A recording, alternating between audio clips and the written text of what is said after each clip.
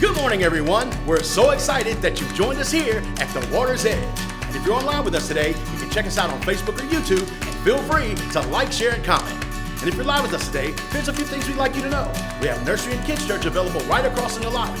And also, we're always in need of volunteers, so if you want to get plugged in, you can email us at watersedgevolunteer@gmail.com, or you can text your contact info to 337-352-2443. And remember, if you know anyone that's struggling, please invite them to church or share our online content with them, because this is a place where broken people belong and everyone is welcome. We have a full experience for you guys this morning, so get ready to worship with the Water's Edge Band and receive a message from Pastor Tony.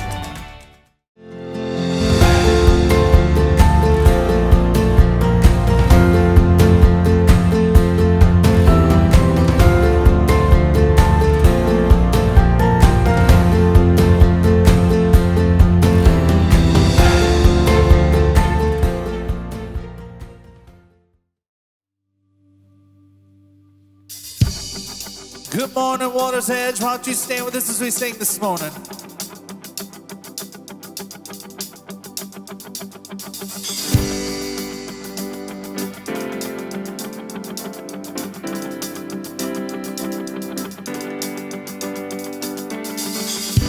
I was walking the wayside, lost on a lonely road.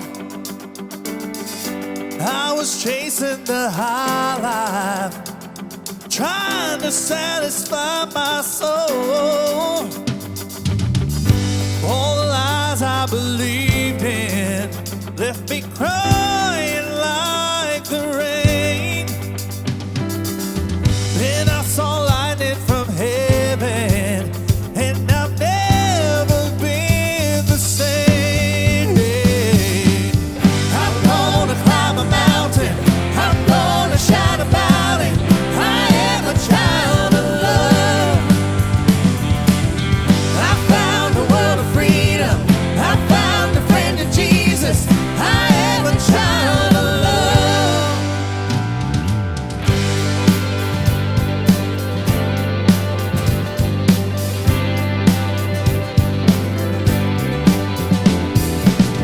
I felt the sting of the fire, but I saw you in the flame. Just when I thought it was over, you brought me out of the grave. Hallelujah. I'm gonna climb a mountain, I'm gonna shout about it.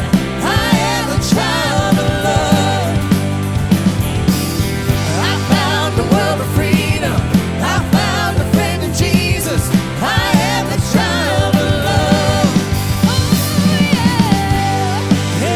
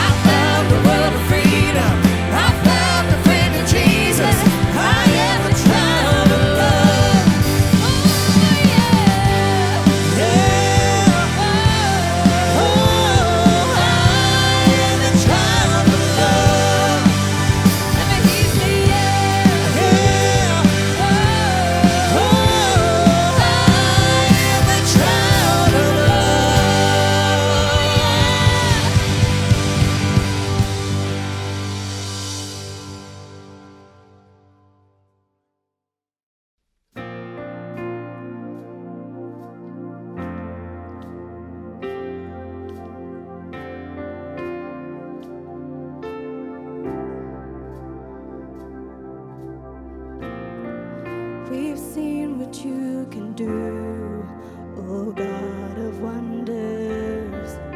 Your power has no end. The things you've done before, in greater measure, you will do again. 'Cause there's no prison wall you can't break through, no mountain you can't move. All things are possible. And there's no broken body you can't raise, no soul that you can't save. All things are possible. The darkest night, you can light it up. You can light it up. Oh God of revival, let all around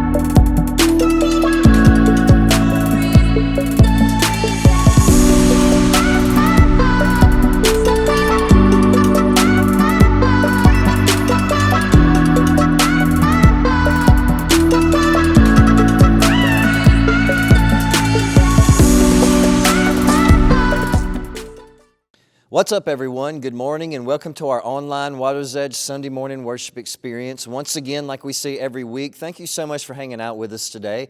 Thank you so much for tuning in. We hope these services are very helpful. And for those of you that continue to share these services with your friends and family, thank you so much for doing that. People are tuning in from all over the place. Also, for those of you that continue to give online, thank you so much for your generosity. We cannot tell you how much that blesses the church and it blesses our community. It allows us to help more people and love more people and feed more people and serve more people. Thank you so much for allowing this ministry to be a blessing to our community because of your generosity. And you know what? Speaking of our community and our lives, sometimes our life can feel very, very uncertain, and sometimes we just go with it. And so today we continue with our current series entitled, I Want to Know Because I Need to Know. And let me just explain this series to you in this way. Sometimes in life, you and I just don't know where to start. And the reason why we don't know where to start is because of what we've been through, what our mind has been through, what our thoughts has been through, what our emotions have been through, what our connections and relationships with other people have been through, what our perspective on the future has been through.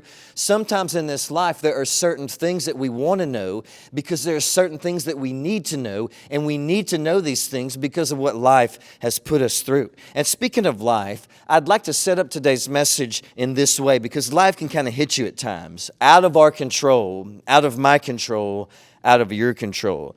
About 2 months ago, Miss Kelly and Miss Lisa approached me about an opportunity they came across to minister to some people in our community. They came across this need at an apartment complex. One day they were there, and they were just delivering a couple of meals that people had said some people had needed at this apartment complex. And when they brought the meals there, when they were leaving, all the kids that lived there just ran out to them and rushed them at their vehicles and hugging on them and loving on them, and they were hungry.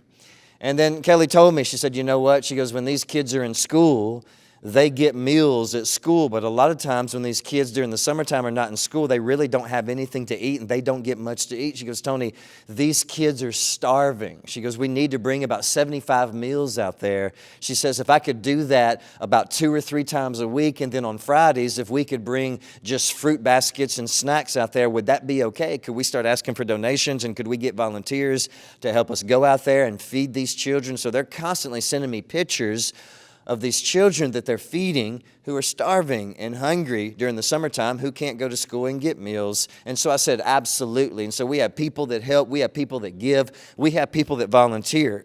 But as I was thinking about all of this, because this is going on right now, currently in our community, and Miss Kelly and Miss Lisa and her team and people at the Water's Edge are serving right now these children in our community. But we have to understand there's something else going on here.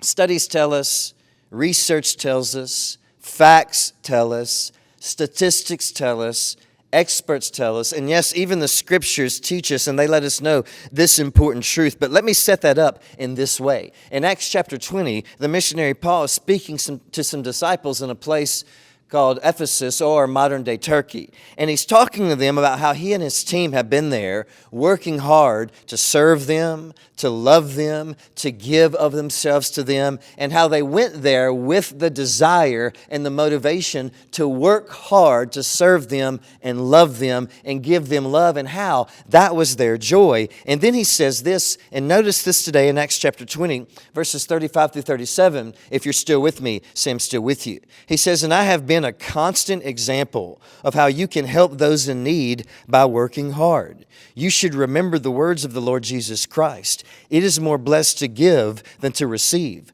When Paul had finished speaking, he knelt and prayed with them. They all cried as they embraced and kissed him goodbye. Now, there's a very important truth that we need to get to here. But first, let me just kind of walk through this passage. The first thing I want you to see is this. Notice how he sets the example of helping people in need, loving people in need, serving people in need, and not living in a selfish way. It's very key that we recognize that. The first thing was this. He set the example of serving people in need by not living in a selfish way, and he was working hard to serve them in need. Next in this passage, I want you to notice this. They were obviously heartbroken when he left. Why? Because he made them feel loved, important, wanted, accepted, valued. He made them understand they were so valuable. They were children of God. And so he did that by serving them and loving them. They were heartbroken when he had to leave. Next is this. Notice what he says. It is more blessed. And that word blessed means happy and joyful. He says it is more blessed to give than to receive. Or in other words, you will find more joy and happiness in giving than receiving. So what's this one truth that studies tell us, research tells us, facts, statistics, experts, and yes, even the scriptures teach us this one amazing truth? Well, this is what it is. And remember this today. If you're still with me, say I'm still with you.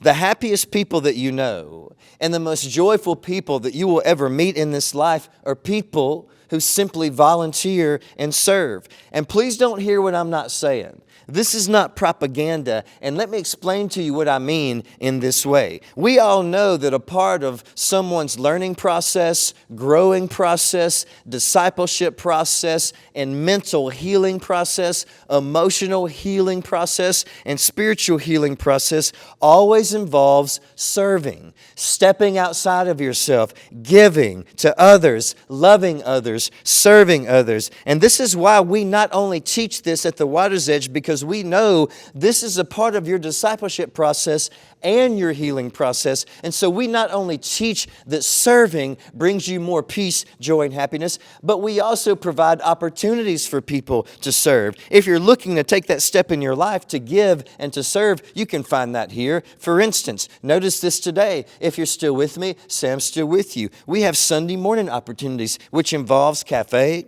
hospitality, greeters, security teams, kids' church, nursery, and then we have opportunities to volunteer and serve during the week and be servanthood leaders in youth group, our young adult college group, our food pantry ministry, our homeless ministry, and then we have special community projects like when we give away gas cards or when we feed kids or block parties or clothes giveaways. You can certainly take that step here. You can serve here. You can give here. You can step outside of yourself here. You can be a part of something bigger than yourself here. You can be a part of a team that's a part of something bigger than yourself here. And all of that will help you find joy. But again, don't hear what I'm not saying, because we're not saying this, that to find joy or to help you find joy and happiness and peace, that the Water's Edge is the only place to serve at, or the only place to give to, or the only place to be a part of, or the only place to give yourself to. That this is the only place. No, no, no.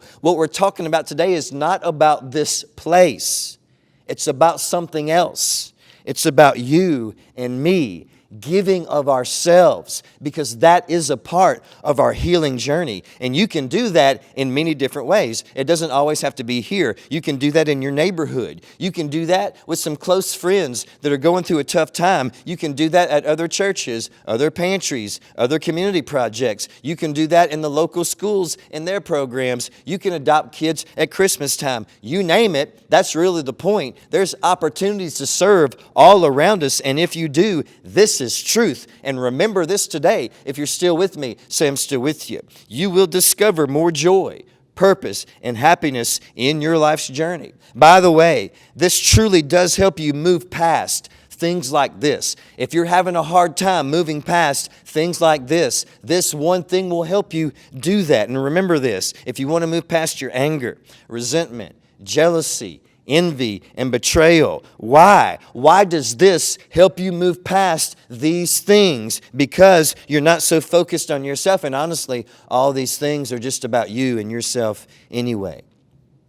A couple of years ago, a social researcher by the name of Elizabeth Dunn, who's a social researcher and a psychology expert, who's also a researcher in her lab specifically about what gives people joy and what makes people happy. And I heard her speak one time about how her and her team was helping a homeless family relocate to a place of safety, and they put them in a home, and they were really invested in this process and serving this homeless family. And afterwards, this is what she said about her research and and about serving and about joy and happiness. That giving time, love, compassion, energy, resources, and volunteering, serving other people, when it's a cause, a passion, a concern, a connection that you have for this need or for this group or maybe for just then one person, when you feel connected to the point where you can serve and visibly see the small differences that you're making, when you can get plugged in and serve to the point where you can visibly see the small differences you are making in the lives of people or maybe a community, it's that type of serving that increases your joy and happiness and moves you past those things that you need to heal in your soul, in your mind, in your heart, and in your emotions. It's really about position in our life. You know, when you play sports, if you want to do that right and do that well and be a success and advance, you always have to start in the right position. If you want to hit the baseball better and more effectively, you have to start in the right position. If you want to pitch better, you have to start in the right position. If you want to shoot three-pointers better or free throws better, if you want to get better rebounds, you have to start in the right position. And so it's all about position in sports, but it's also about position in life. And serving other people and giving of yourself places you in the correct position to catch more joy, more happiness. And this is why I'm actually bringing this up in this series, because this is something that you and I need to know. We need to know that giving of ourselves produces more joy and happiness. And really, why do you need to know that? Because you do need to know that. Well, this is why. We need to know it because, let's be honest, we all want happiness and joy and peace. And so deep down, because we all want happiness and joy and peace, then we want to know this because we need to know this because this is what we need. And so again, the happiest people that you know and the most joyful people that you will absolutely ever meet in this life are people who volunteer and serve. And if you want to be included in this group of people who are working on increasing their happiness and their joy and their peace, then step outside of yourself, give of yourself, and help meet people's needs and make a difference. But what does that have to do with what else is on your mind right now? Because something else is on your mind right now. That's why you tuned in. That's why you showed up.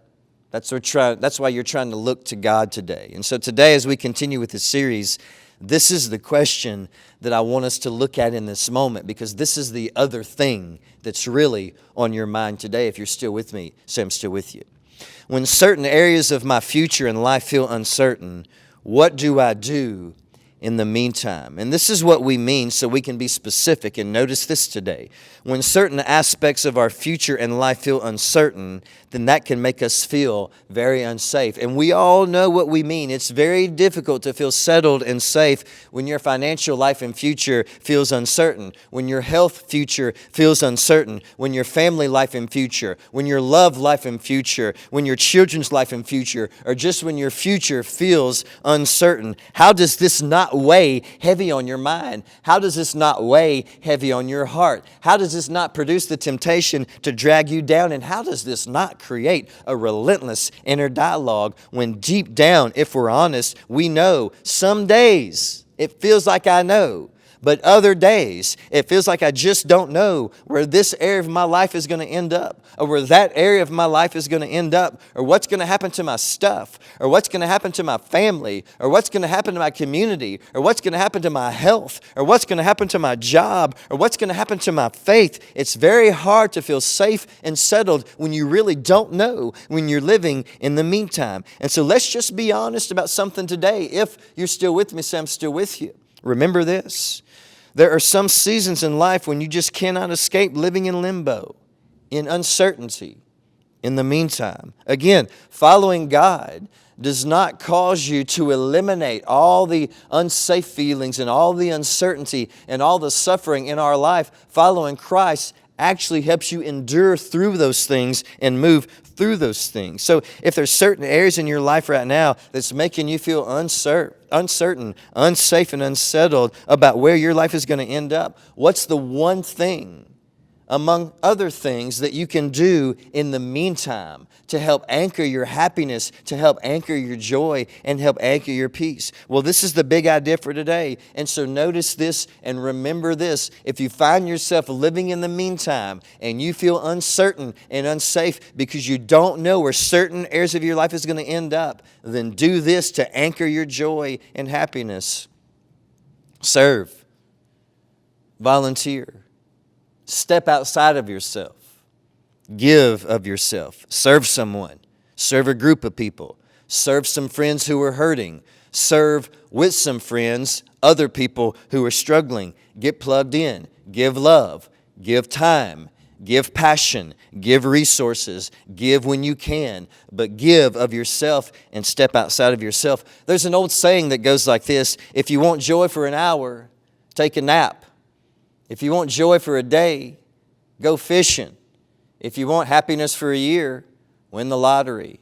But if you want joy for a lifetime, help somebody. For centuries, the greatest thinkers and the most spiritual thinkers have all said this one thing, and this is what it is. And notice this: joy is found in helping others. And Jesus, as we follow Him, He tries to teach us this every single step of the way. It is more blessed to give than to receive. You will have more joy and happiness if you give than if you receive, which means the opposite is also true. Sometimes when you and I are at our lowest, it's because in those moments we are primarily focused on ourselves and on ourselves only and what we're not receiving or what we're not getting. But now, if you're going to apply this to your life as we follow Jesus, it's important to understand something, and notice this today. Serving others can make us feel depleted, taken advantage of, and so we must do it with wisdom. And so very quickly today, as we close, let me give you some very practical steps,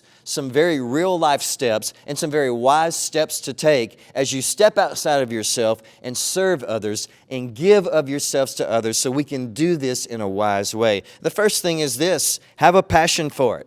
It's really not how much you serve or give. It's how much passion and love you pour into serving and giving. And so when you decide to step outside of yourself and give your life to something, make sure that you believe in it. One of the reasons why I love serving here at the Water's Edge is because I see what we do and I believe in it. And so when I serve here, I have a passion for it, and it increases my joy because I can see what's happening. Next is this: give your time without taking away from the people who count on you every single day. Serve, give, love, share, step outside of yourself, but make sure you find joy in it at the end of the day and not depletion or burnout, because at the end of the day, there are people in your life who need you the most. And by the way, people don't burn out by giving other people love.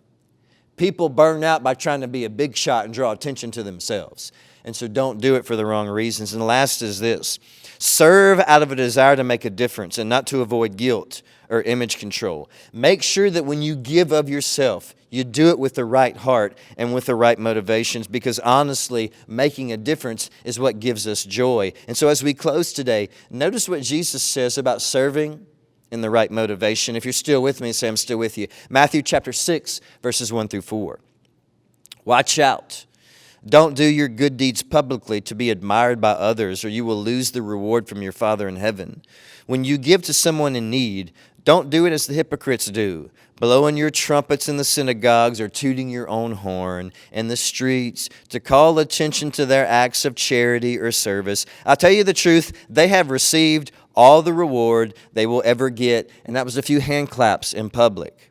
But when you give to someone in need, you don't even need to let your left hand know what your right hand is doing.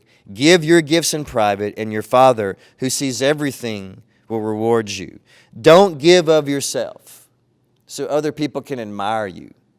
Don't give of yourself to get all the guilt from your past or maybe even the present off of your back. And you think, man, this is the way to make me feel better about all the things I've done to hurt people.